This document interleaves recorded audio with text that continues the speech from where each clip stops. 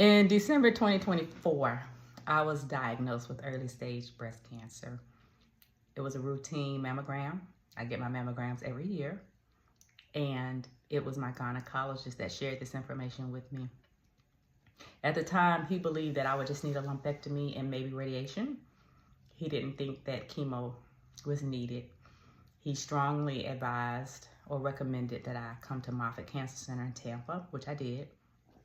Once I got to Moffitt, Moffitt did their own tests, their own scans. They even had their pathologist retest the tissue from my original biopsies.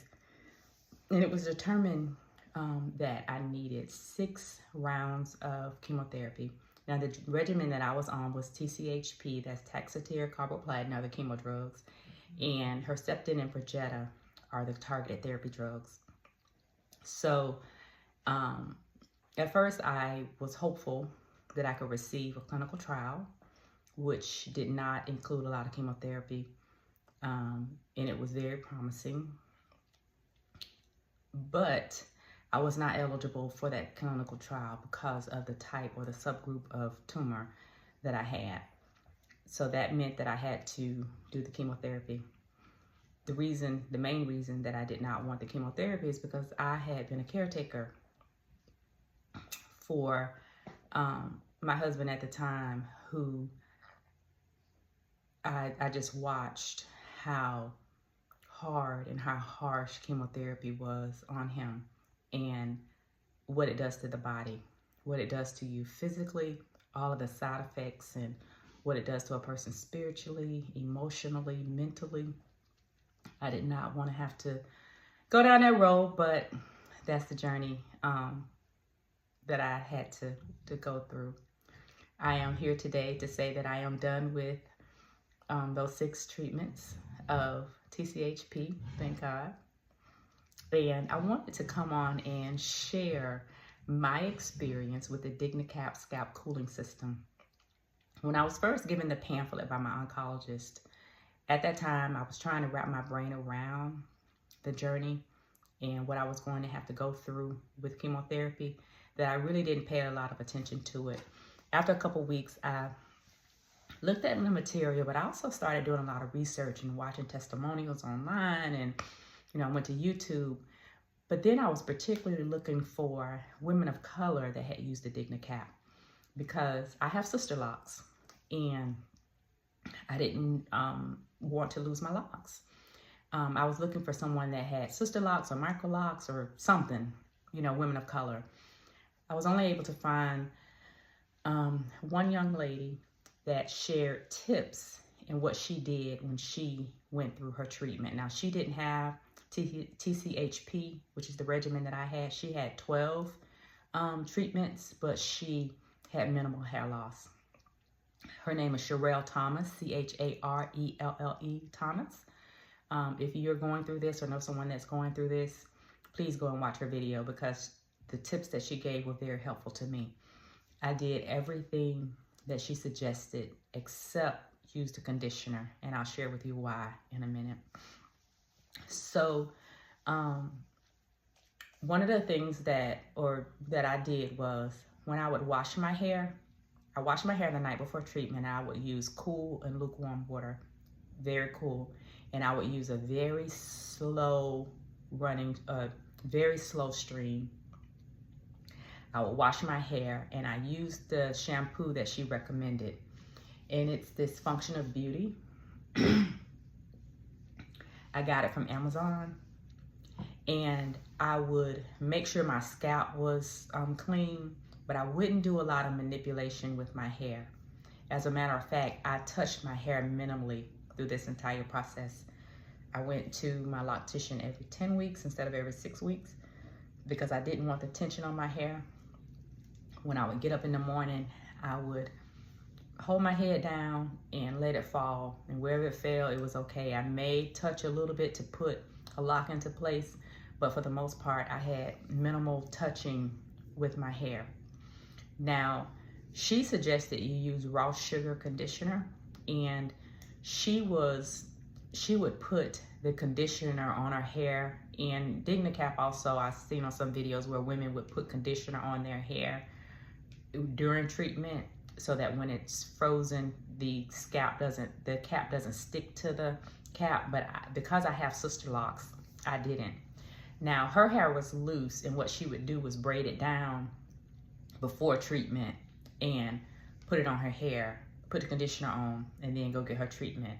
Because I have SisterLocks, I would wash my hair in the shampoo that she recommended, and I would tie my hair down so that when I got there the next morning, my hair was flat, which gave a better contact for the cooling wrap.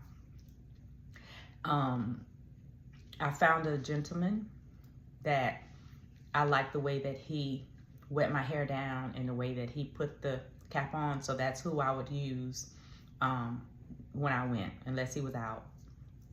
He would wet my hair down. In the kit that they send you, there's a headband that they would put on my forehead and on my ears to keep me from getting frostbite. He would put the cooling wrap on, he would put the outer shell on, and I would sit under the machine for a total of 5 hours. Now, the amount of time determines on the treatment that you have. TCHP requires 5 hours, 1 hour prior to treatment, 2 hours during chemo, because they would run the Taxatere for an hour, Carboplatin for an hour. And then once everything was disconnected, I would have to wear the cooling wrap, the scalp cooling cap for another 2 hours. I've read where some people have to wear 3 hours. It really just depends on what type of chemotherapy drugs that you're on. So my days were a little bit longer because I had to wear the cap the extra 2 hours after my treatment. Now, Dignicap suggests that you use shampoo with no sulfates or parabens, and the one that I just showed you that I got from Amazon has no sulfates or parabens. My loctician did not want me to use the conditioner because she didn't want the conditioner to cake up in my locks, so I chose not to use the conditioner. Now, in my experience, in my watching testimonials and researching on it, I found that there are a lot of women, a lot of people that do not know about scalp cooling. Scalp cooling has been in the United States for about 10 years, but it's been around for over 50 years overseas. It's been at Moffitt for about 8 years. In my experience, I found that a lot of people have never heard of it. Some people just don't care about their hair, and that's their choice. And some people just can't afford it. Well, it makes me sad to find out that people can't afford it because there's so many agencies that will subsidize it or pay for it for you. I chose not to utilize any of those agencies because I wanted the funding to be available for people that could really use it. But I did research and get some names of some agencies that offer assistance to those that need it or that want it. I don't even think that it's need-based, and it's a grant that you don't have to pay back. So one of them is Hair to Stay. Then there's the Rapunzel Project, the Fleener Family Foundation, the Cold Capital Fund, and Charcheret, I believe is the way that you state it, the way that you say it. They have websites. You can go on the websites and you can look and see what they have to offer. Now, it's my understanding that the facility that you go to must have a contract with whatever system that they use. It just so happened that Moffitt uses the Dignicap. There are also other systems out there, like Penguin or Paxson, I think is one of them. Some women, I was told during my last treatment, they bring their own ice packs and wear them. I also, one of the things that this young lady said to do was, I went on Amazon and I purchased some cold caps that go in my freezer. I purchased 5 of them. They last 25 minutes. They stay cold for 25 minutes. So days following treatment, I would just put my cap on and rotate them out. Put it on. If I'm just sitting around the house not doing anything, I would just put my cap on for 25 minutes. When that one thaws out, get another one, and I would put my hard shell from my Dignicap on top of it, and I would just sit around like that while I was home. I would do that for 2, 3, 4, 5 days after my treatment, because the chemo is still running through your blood and still running through your body. What the system is designed to do is it freezes your scalp. And when it freezes your scalp, it freezes your follicle, so that when the chemo is running through your blood, you're not, the chemo can't get to the follicle and damage it. So that's why, that's the theory, or that's what happens when you freeze your scalp. Now, in my testimonials and in what I've seen, some women say it's just not worth it. It's too cold. They give up. They stop. And then you have some people on the other end of the spectrum, like me, that said that it was no big deal. It was the first 10 to 15 minutes. It's like a ice cream headache, but you just distract yourself. I wore thermals, or I had an electric blanket to keep myself warm, because after the first 10, 15 minutes, your scalp goes numb and you don't feel it anyway. You know that there's something there that's cold, but it's not something that you feel. I would wash my hair the night before. I would tie it down, and I would also take me a cap afterwards, because when they spray your hair down with that water, there's literally ice. It's frozen. There's ice on your head. So once that ice thaws out, the water, it runs down your neck or whatever. So I would take me a cap to absorb that water, like a beanie or a skull cap, to absorb that water once my hair began to thaw out. Now, during my process, I did not manipulate my hair. I washed my hair only when it was needed. I didn't manipulate my hair. I didn't pull on my hair. I didn't do any tension. I didn't do my reties every 6 weeks. I did it every 10 weeks. I just didn't touch my hair. When I would wake up in the morning, I would put my head down and let the locks fall. I would put some oil on my scalp, but it was minimal touching.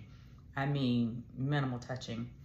Another thing that the young lady said was that you have to pray and you have to believe that God's gonna let you preserve your hair. After I was diagnosed, I prayed about it, and I asked God for very few things, and one of them was to let me preserve my hair, and He did. God does things so well. He does things well, and He allowed me to preserve my hair, and I am so thankful, and I am so grateful. You know, some people are like, oh, it's no big deal. It's just hair. Well, I saw that cancer strips and takes so much from you, and that's something that I wanted to keep control of.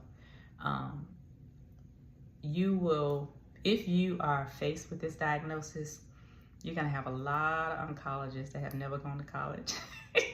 You're gonna have a lot of therapists and counselors that have absolutely no training telling you what to do or what they would do. Until you are faced with something like this, you don't even know what you would do. So when people are talking about what they would do and how they would handle things, don't allow that stuff in your spirit, because you do what you believe is right for you. I put a lot of money into these SisterLocks and a lot of time, okay? My install was 18 hours. That's not even including every time I go get a retie. The amount of time and money that I put into these SisterLocks, I chose to keep my hair. And that was my choice. And my little neighbor was like, oh, it's just hair. You're gonna be pretty with or without it. Well, sis, if you're ever faced with this diagnosis and you choose to let your hair come out, then that's what you do, sis. But for me, I chose to do the cold cap, and I'm thankful for the provisions that God made for me to be able to do it. So yeah, I just wanted to put that in there. Don't listen to all of these untrained oncologists and that have never gone to medical school on what they would do. And all of these counselors and therapists that on what you should do. You pray about it, and if that's something that you want to do, then do it. I am so thankful that I am 6 treatments done with chemo, praise God, and I've not lost not one lock.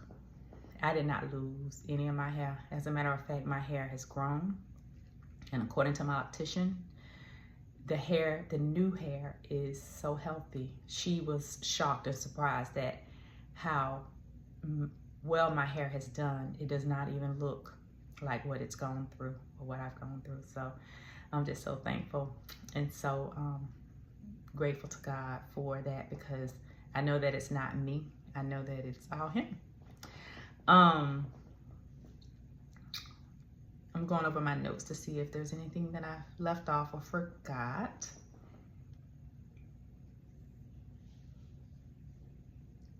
No, I don't see anything.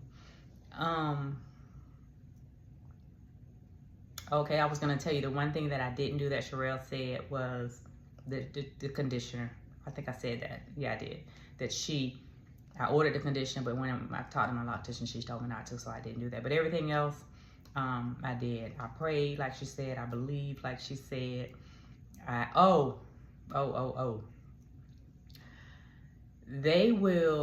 The standard is for the machine to be on number 8. It goes up to 10. They put you on 8. Request, if you can handle it, request that it be on 10. It's a little bit colder, but not that much. Request that it be on 10. Because like I said, your scalp goes numb. You don't feel it anyway after about 10, 15 minutes. And don't let them put it on the standard. So I requested 10. I wore the cold caps at home when I could. I did manipulate my hair. I used cold lukewarm water. I used a shampoo that she recommended. And I just believed. So hopefully this video will help those using the Dignicap, especially women of color that have braids, Microlocs, SisterLocks. When I first started looking into the Dignicap system, it said that women of color, they don't have a lot of information on their website for women of color, unfortunately, but it said that women of color would need to remove all locks and braids and weaves. But then by the time I got the kit, it said that small braids were permissible. Well, SisterLocks are just like small braids, so I wasn't going to take my locks out anyway, because I was believing God. I asked God. God does things well. I asked Him for me not to lose my hair, for me to preserve my hair, and I wasn't going to take my locks out anyway. But the original guidance was for you to remove all braids, and then it said that it was permissible. So yeah, I just hopefully it can help. I will put the link for the shampoo in the comments. If you have any questions, please ask me in the comments and I will get back to you. Okay, thanks and have a great day. God bless.